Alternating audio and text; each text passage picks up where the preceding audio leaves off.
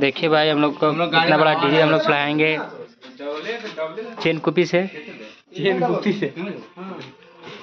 बार कर चलो गाइस देख सकते हैं मंजिया को, ये हम लोग का मांझिए, यही हम लोग का ऑनर है। कहना चाहिए तो बोलिएगा, इससे कांटेक्ट कीजिएगा, मालिक से लेके भिजवा देंगे। अब देख सकते हैं आप चेन कुपी स्टार्ट हो चुका है।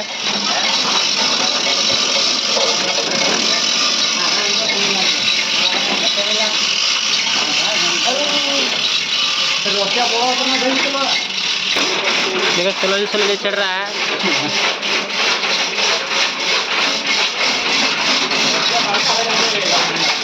देखिए जनरेटर चढ़ गया।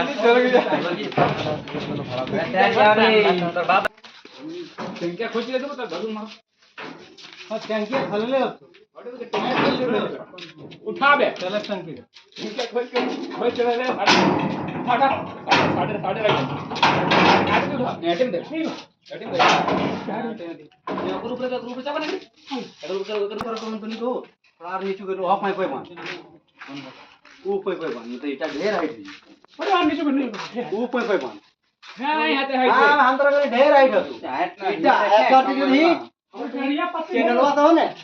चैनलवा था जो 6 इंच नीचे तब गाड़ी ठीक मतलब ये ऊपर